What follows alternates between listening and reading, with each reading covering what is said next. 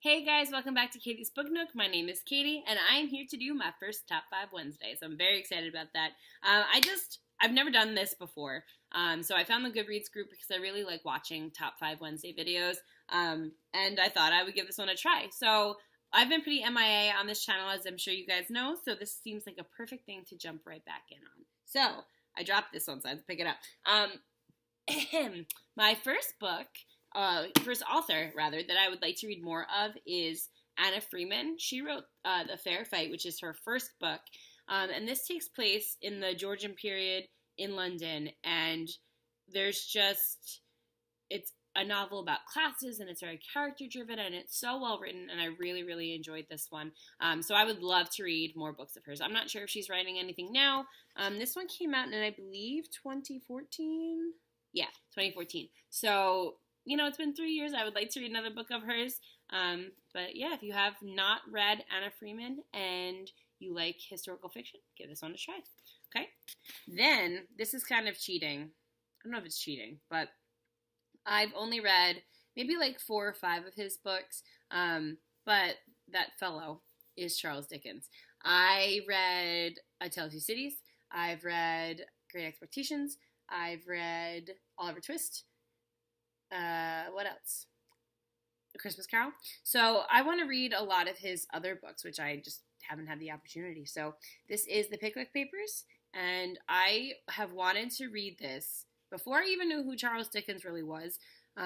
They mentioned this in Little Women, and the Pickwick Society was something that I just emulated without even really understanding what the Pickwick Society was. So I would just really like to read this book and more of Charles Dickens. Okay, the next one is one of my all-time favorites, and it's Alison Goodman, who wrote The Dark Days Club. This is the cool, old, beautiful cover before they changed it to the weird model.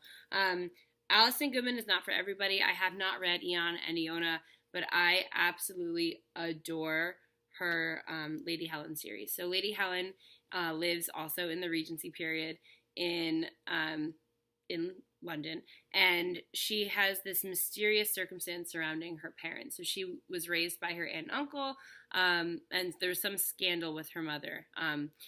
And she's presented to court, and then she's presented with all these other options, and there's a definite supernatural element to the book. So I really it's like Jane Austen meets Buffy, and those are 2 of my favorite things. So Alison Goodman, I hope she writes more of these books. Okay?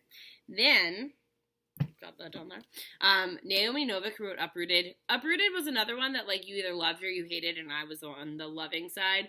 I have not read Naomi Novik's Tremere. I don't know if I'm saying that right, but I just love her storytelling capabilities. So she is definitely an author that I want to read more from. If you have not read Uprooted, please try it. It's not for everybody, but I just really love the mix of character and the way that she makes the wood its own presence was just really, really cool. So I really love Naomi Novik.